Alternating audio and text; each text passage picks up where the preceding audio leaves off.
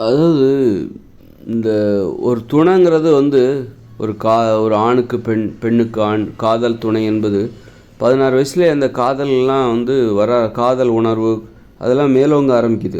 ஆனால் அப்படி இருக்கும்போது நிறைய ஆண்களும் பெண்களும் துணை இல்லாமல் இருக்காங்க. துணை என்பது 16 வயசுலேருந்தே தேவைப்படுறது. அது கீழேயும் தேவைப்படும் தான். அதுக்காக வந்து அப்போ அதெல்லாம் நம்ம வந்து சொல்ல முடியாது. அதெல்லாம் சின்ன குழந்தைங்க. அதனால் அவங்களுக்கு நம்ம அதை பரிந்துரைக்க முடியாது. ஒரு 16 வயசுக்கு மேலேயே நீ காதலிக்க ஆரம்பிச்சிடணும். ஏன்னா அது ஒரு தேவை. நீ காதலிக்க ஆரம்பிச்சிட்டன்னா உனக்கு வந்து சுய கட்டுப்பாடு அதிகரிக்கும். கட்டுப்பாடுங்கிறதே அதுதான். கட்டுப்பாடுன்னா என்னது?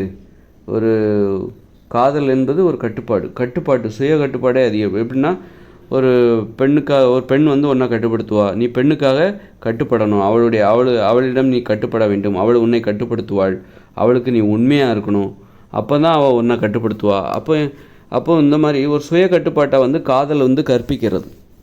நிறைய பேர் இந்த இளைஞர்கள் பார்த்திங்கன்னா பாவம், நிறைய பேர் காதலிக்காமல், காதல் என்கிற ஒரு துணை இல்லாமல் கட்டுப்பாடாக வாழ தெரியாமல் அவங்க வாழ்க்கை திசை மாதிரி போகுது. அவங்க பாவம் சின்ன பின்னமாக அவங்க வாழ்க்கையில் வந்து கெட்ட பழக்கங்களுக்கு அடிமையாயிடுறாங்க. நீங்கள் காதலிக்க ஆரம்பிச்சிட்டாலே உங்களுக்கு வந்து சுய கட்டுப்பாடு அதிகரிச்சிடும். உங்கள் மன உறுதி அதிகரிக்கும். மன உறுதிங்கிறது சர்வ சாதாரணமாக மாறி போயிடும். அதனால் சும்மா வந்து காதலிக்காமல் உங்கள் வாழ்க்கையில் நீங்கள் வந்து நல்ல நிலைமைக்கு போயிடலாம் அப்படின்னு நினைக்காதீங்க.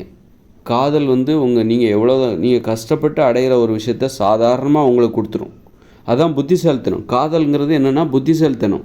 நீங்கள் காதலிக்காமல் நான் அந்த வாழ்க்கையில் கட்டுப்பாடு உடையவராக ஒரு முன்னேறி காட்டுவேன் அப்படின்னு சொல்லிட்டு காதலிக்காமல் நீங்கள் தனிமையில் போகிறத விட புத்திசாலித்தனம் எது அப்படின்னா, இப்போ ஒருத்தர் காலையிலே எழுந்திருக்கணும் அப்படின்னு நினைக்கிறாரு. ஆனால் அவரால் முடியலை.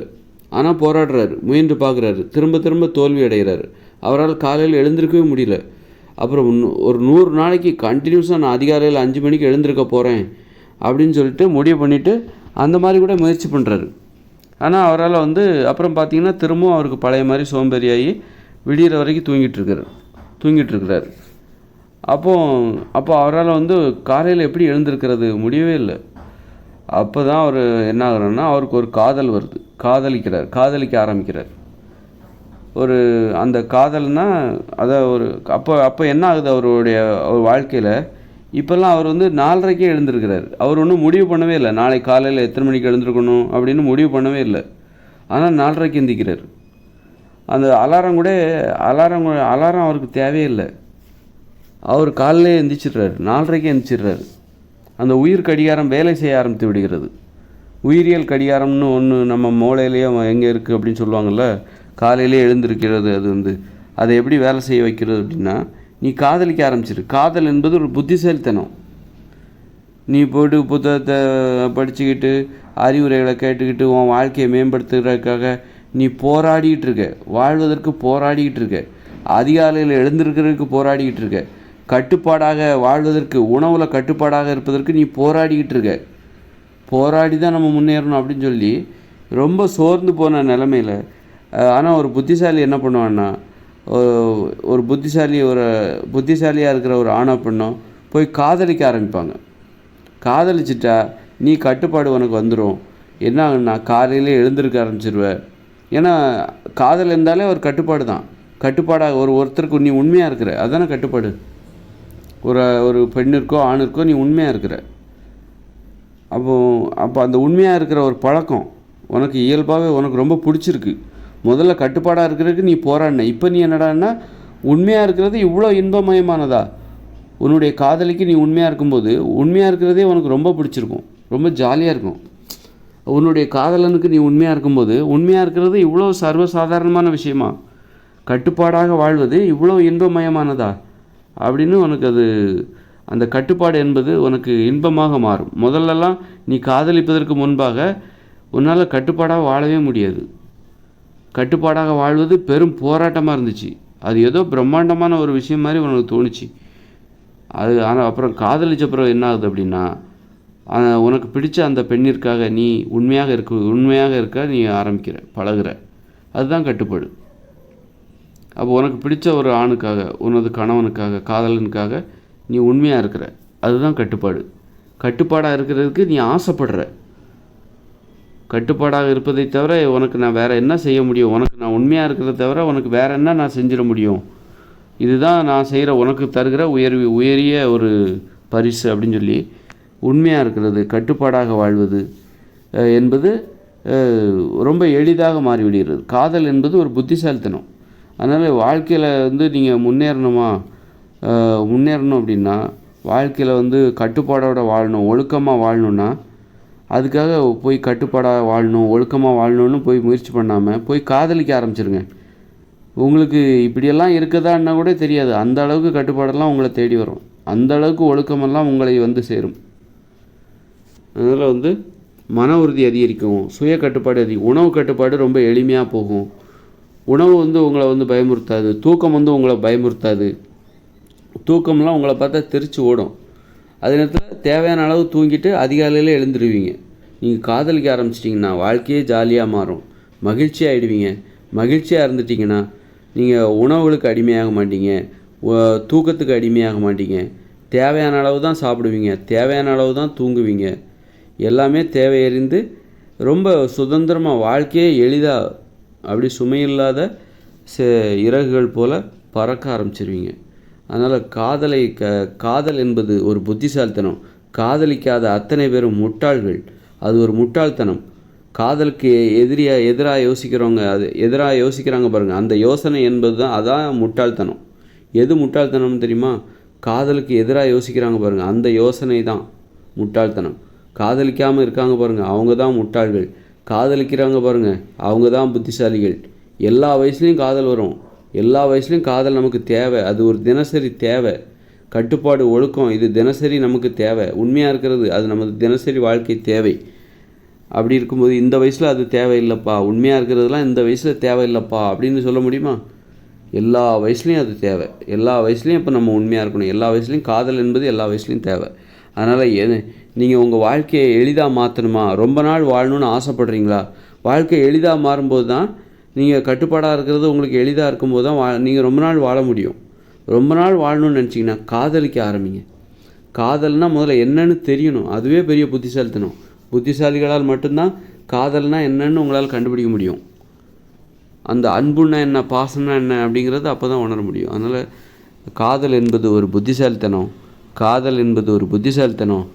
காதலிப்பவர்கள் அத்தனை பேரும் அறிவாளிகள். காதலிக்காமல் தனிமையில் சுற்றிக்கிட்டு இருக்கவங்க எல்லாம் முட்டாள்கள். காதலிக்காதவர்களை திருமணம் செய்து கொண்டவர்களும் காதல் இல்லாமலே திருமணம் செய்துட்டு வாழ்ந்து, அது மிகப்பெரிய முட்டாள்தனம். நமக்கு நம்ம தரையிலே நம்ம மன அறிவுப்படுற மாதிரி, அது மாதிரி பண்ணவே கூடாது. நம்ம ஒரு முறை வாழ போகிறோம், அந்த வாழ்க்கை நல்லபடியாக இருக்கணும் அப்படின்னா ஈஸியாக ரொம்ப நாளைக்கு வாழணுன்னா நம்ம வாழ்க்கை ஈஸியாக இருக்கணும். அப்போ தான் ரொம்ப வாழ்நாள் ஆயுள் காலம் அதிகரிக்கும். நீங்கள் காதலிச்சிங்கன்னா நல்லா உருகி காதலிக்கணும், நல்லா லவ் பண்ணணும்.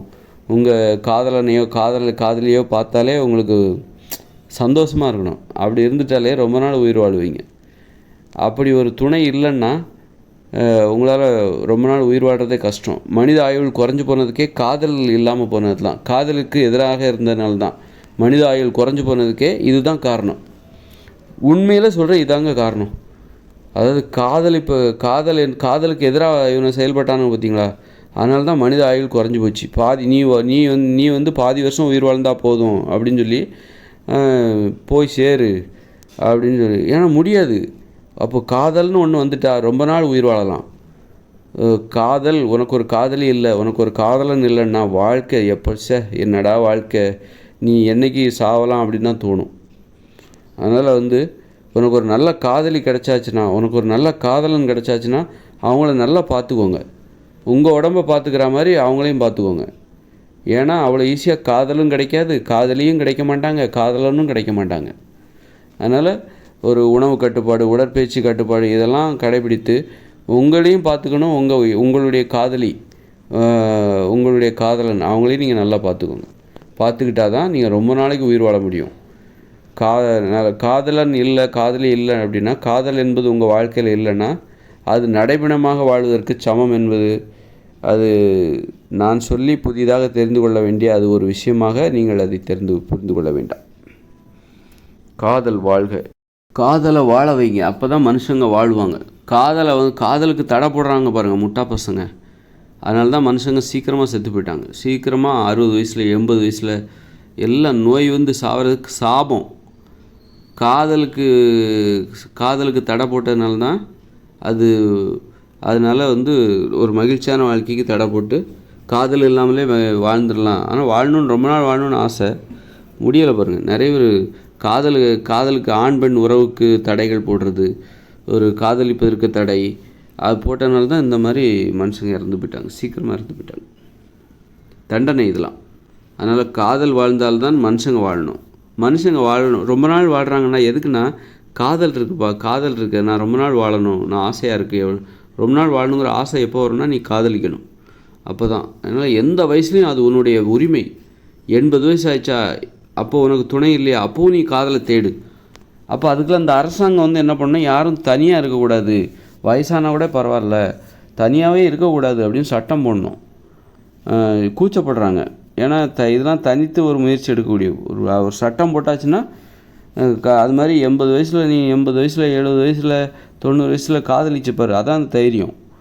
சும்மா வந்து தைரியமாக 90 வயசில் உனக்கு ஒரு மனைவி இல்லை, கணவன் இல்லை அப்படின்னா 90 வயசில் நீ இன்னொரு கல்யாணம் பண்ணிப்பார், அதுதான் தைரியம். காதலிப்பது தான் தைரியம். அதுக்கு ஒரு தைரியம் வேணும்.